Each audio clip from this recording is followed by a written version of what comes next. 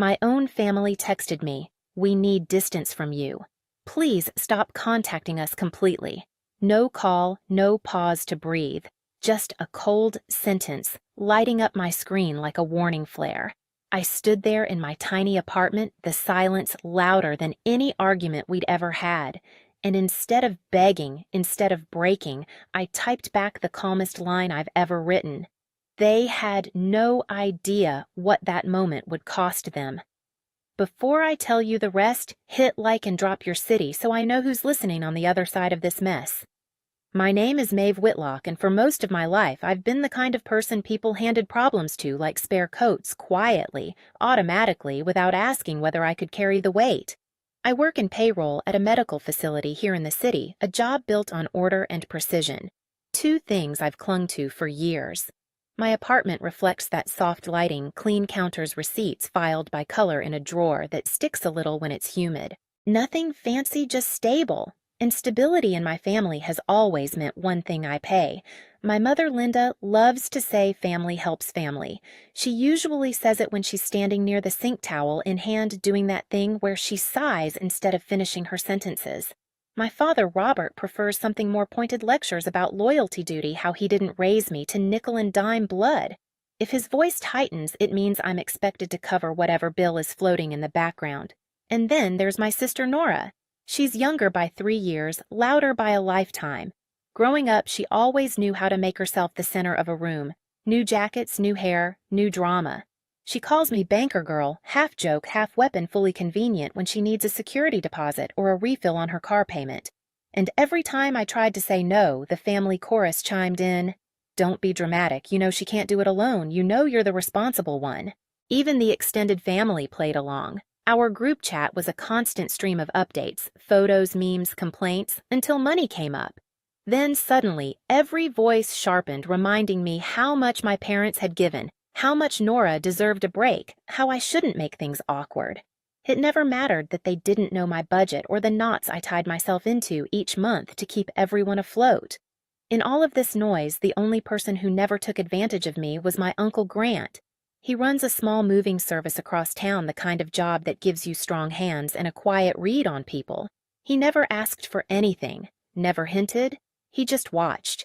I didn't realize how important that would become until much later. For years, I told myself this was normal. Every family has roles, and mine just happened to make me the one who paid for the emergencies, the shortfalls, the "I'll pay you back next weeks" that never came. I told myself it wasn't personal. But every time I opened my banking app, every time I watched my own plans shrink so theirs could grow something small inside me, tightened. And then came the night everything tipped, the night that text arrived, the one that felt less like a message and more like a door slamming. The days leading up to that message felt strange in a way I didn't have language for at the time. Small shifts, little stings, moments that should have rolled off me, but instead settled under my skin like grit.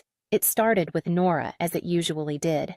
She showed up at my parents' place in a brand new coat tags still creased into the fabric and immediately started talking about the safer apartment she was eyeing across the city. She didn't look at me when she said it. She didn't have to. "You'll cover the deposit, right?" she asked, scrolling her phone voice casual like ordering takeout. I said no. Not loudly, not angrily, just a steady no I'd practiced in the bathroom mirror. My mother, Linda, froze with a dish in her hand. My father, Robert, sucked in a slow, disappointed breath. That was all it took. The room shifted, the air changed, and suddenly I was the selfish one again. Nora didn't even flinch. "Come on, banker girl," she said, smiling like she was in on a joke I didn't get. "It's not that deep." I left early that night, sat in my car with the heater ticking, and wondered why a simple boundary felt like a crime. But the real blow came 2 days later when my office phone rang. I answered with my work voice calm, clipped, professional, only to hear my parents' landlord cheerfully confirming the renewal of their automatic deposit agreement. My deposit agreement. He thanked me for reversing a late fee. A late fee I didn't know existed. Then he continued talking, mentioning how my parents had given him my work email and apparently my schedule so he could reach me at a good time.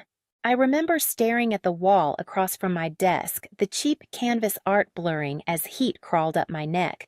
They hadn't just used my money. They'd opened the door into my professional life, handed out personal information like party favors. Privacy wasn't something I'd assumed I had to guard from my own family, but suddenly I wasn't sure I had any at all. That evening, I drove straight to their apartment complex. The hallway smelled like cleaning solution and leftover takeout. I sat them down, my parents on the sagging couch I'd bought Nora, leaning in the doorway, and said the words I'd swallowed for years: I deserve to know what I'm paying for. My mother's face hardened. We feel attacked. My father crossed his arms. Take that tone with your coworkers, not with us. Nora laughed from the hall. Should we tip you now or later? It wasn't a fight. It wasn't even loud. It was worse casual cruelty delivered with the ease of muscle memory. I left without finishing my sentence. The next afternoon, the group chat notification appeared. The message that changed everything. We need distance from you. Please stop contacting us completely. Something in me didn't break, it clicked. Into place. Permanently. The minutes after that text felt suspended, like the air thickened just to keep me still long enough to understand what had happened. My family didn't ask for space. They declared an exile. No discussion, no confusion. A verdict. And almost instantly their silence flooded in bright, echoing final. I sat on the edge of my bed, staring at the message until my screen dimmed. No anger. Just a cold, settling clarity I'd never felt before. If this was the distance they wanted, I could honor it, fully. An hour later, my phone buzzed with a name I didn't expect: Uncle Grant. He never called unless there was a reason. When I picked up, his voice was steady, careful. I'm at your parents' place, he said. They asked me to help pack. For a moment, I thought I'd misheard. Pack what? Everything, he said quietly. Clothes, dishes, photos. They're moving out. I closed my eyes. Of course they were. They weren't just cutting contact, they were physically uprooting themselves, disappearing without a trace, leaving me behind like a bill they didn't want anymore. Grant hesitated before adding, I'll make sure anything with your name on it gets returned. Don't worry. He didn't take sides. He just dealt in truth. And that truth, him standing in their living room boxing up their lives, hit harder than the text itself. After the call, I opened the drawer of color-coded receipts I'd kept for years. Rent, utilities, transportation, medical bills, subscriptions, groceries. All the invisible threads I'd used to stitch their lives together month after month. I'd told myself I kept the records for my own sanity, but in that moment they felt like a map. A record of every place I'd abandoned myself to keep them afloat. I spread the receipts across the floor. Green for housing, yellow for utilities, blue for transportation, red for medical, purple for everything miscellaneous they never remembered I paid. The categories curled at the edges like they were tired too. I sat there on the hardwood knees, pulled in, and for the first time let myself see it clearly. This wasn't support. This wasn't love. This was dependence disguised as duty. And I had become the infrastructure holding up a house that never had room for me. The thought didn't break me, it freed me. That night Elias came over. He didn't knock loudly, just tapped once and let himself in the way someone does when they care enough to stay gentle. They texted you, he said softly. Not a question. He could read it on my face. I slid the phone to him. He scanned the message, jaw tense but eyes soft. You don't deserve this, he said. I didn't cry. I didn't collapse. I just exhaled like someone finally loosened a strap around my chest. I'm done, I said. Elias sat beside me on the floor among the piles of receipts. Then let's start with one thing, he said. Show me what you've been carrying. I handed him the first stack green. Housing. He looked through them slowly like flipping pages in a story that finally explained the ending. The next morning, I walked into Dr. Priya's office and told her everything. The text, the packing, the years. She listened, nodded, and finally said, Maeve ending a financial entanglement isn't abandonment, it's self-preservation. That sentence was the permission I didn't know I'd been waiting for. By the time I left her office, my mind was steady. My hands weren't shaking. I knew exactly what needed to happen next. The next message I'd send my family wouldn't be emotional. It would be factual final and built entirely on the truth they'd forced me to carry alone. I didn't send anything that night. I slept with my phone on silent face down the way you do when you're finally done letting it run your life. But the next morning when I turned it over, the group chat was a storm missed messages stacked like fallen dominoes. Nora had started it. Of course she had. Where are you? Why aren't you answering? Mom said you're being dramatic again. Then fine, we'll do everything without you. If they wanted to cut me off, why were they demanding I reply? I scrolled back to the original message. We need distance from you. Please stop contacting us completely. It still felt unreal, clean and sharp like a paper cut. But now I had something they didn't: clarity. I walked to my small kitchen table, laid out the color-coded stacks from the night before, and snapped photos. One for each category: housing, utilities, medical transportation, subscriptions, miscellaneous. Proof of 7 years of being the family's silent foundation. My fingers didn't shake. They used to. They didn't now. Then I opened the family group chat. My message arrived as a single block of quiet precision. I'm honoring your request for distance. Here is a summary of the payments I've been making on your behalf. All of these will end on the dates circled. Please transfer the leases and accounts into your own names within the next 30 days. I attached the photos, one by one. Send, send, send. And then I added the line I knew would finally make them stop pretending they didn't understand what I contributed. Of course, I'll cancel my direct deposits first thing. For 2 minutes, silence. I imagined their screens lighting up, their eyes darting across numbers, dates, totals they had never once bothered to ask about. Then the panic began. Mom! Maeve, what is this supposed to mean? Dad money is not the same as family. Don't weaponize it. Nora, you're sick. You did this to humiliate us. Aunt Marla chimed in. Then a cousin. Then the cousin's spouse. Little gray typing dots swarmed the screen like gnats. Mom again. We meant distance from your attitude, not from you. I typed back. Your message said stop contacting you completely. I'm honoring it. Dad sent a long paragraph. No punctuation. All fury. After everything we did for you growing up, this is the thanks we get. We trusted you with our bills because we thought you understood family better than this. I didn't bother responding to the guilt trip. I'd heard it for years in 100 variations. Nora switched tactics. I can't afford to move right now. I'll be in a dangerous area. Are you happy if something happens to me? I stared at the message, breath steady. Emotional blackmail, their favorite tool. I hope you stay safe, I wrote, but I'm not responsible for your lifestyle. Silence. Then Mom called. Then Dad. Then Nora. Call after call, each one ringing out on my screen until I hit Do Not Disturb.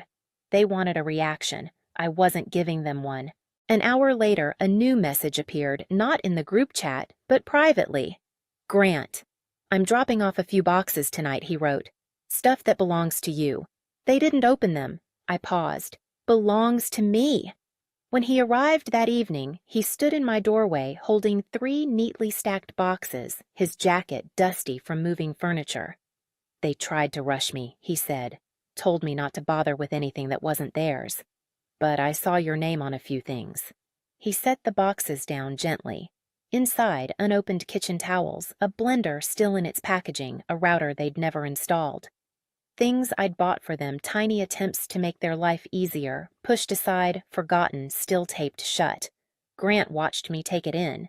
You did a lot more for them than they ever admitted, he said. Don't let them twist this. I felt something twist in my chest anyway, grief, I think. Not for losing them, but for finally seeing the truth without the filter of obligation. When Grant left the group, chat exploded again. Mom, how could you let Grant see our private business, Dad? We will never forgive you for embarrassing us like this. Nora, I hope you're proud. You ruined everything. I typed nothing. I placed my phone on the counter and poured myself a glass of water instead. I drank it slowly, deliberately, quietly. 10 minutes passed before the messages changed tone. Anger to pleading just as predictable as tides. Mom, please don't do this. Your father isn't sleeping. Dad, I worked my whole life. You owe me respect. Nora, if you stop paying the phone plan, how am I supposed to call work or get help? I responded only once. I'm not discussing money anymore. Another pause. Then the long-held family pattern cracked open in front of me like an egg dropped on tile. Nora, again, I just don't understand why you're so cold now. I answered, You told me not to contact you. I'm simply doing what you asked. This time, no one replied. The quiet stretched long enough for me to hear the hum of my refrigerator, the soft thud of footsteps from the apartment above mine. Real sounds, present sounds, my own life resurfacing. But the peace didn't last long. At midnight, the group chat lit up again, extended family joining now. Aunt Marla. We never expected this from you, Maeve. Cousin Blair. This is extreme. You could have handled it better. Another cousin family sacrifices for each other. Why can't you? I didn't respond. I uploaded a simple document instead. Budget templates, renters, aid resources, contact numbers for utility providers, general tools to help them stand on their own feet. At the bottom, I wrote, You're capable. You always have been. No noise followed. Just a stillness so complete it felt like stepping out of a storm into a quiet hallway. Around 2 a.m., one final message appeared from Mom. If you do this, you're dead to me. I stared at the line for a long time. Not because it hurt, but because it didn't. I'm sorry you feel that way, I wrote, and placed my phone face down. In the darkness of my apartment for the first time in years, I felt something that scared me more than their anger. Relief. By morning, the group chat was silent, an unnatural, echoing quiet after days of noise. I made coffee, sat at my small kitchen table, and for the first time in years didn't brace for a crisis. Instead, I opened my laptop and finished what I'd started. I changed passwords, removed my card from shared services, ended every payment tied to their names. Each confirmation felt like cutting a thread that had been wrapped too tightly around my ribs. Later that week, I sat across from Dr. Priya and told her I felt both lighter and terrified. She smiled gently. Peace can feel dangerous when you've lived in chaos. Elias came over that night, carrying takeout and a quiet understanding. He didn't offer advice. He just sat beside me on the couch knees, touching mine, grounding me. I'm proud of you, he said. And for once, I believed it.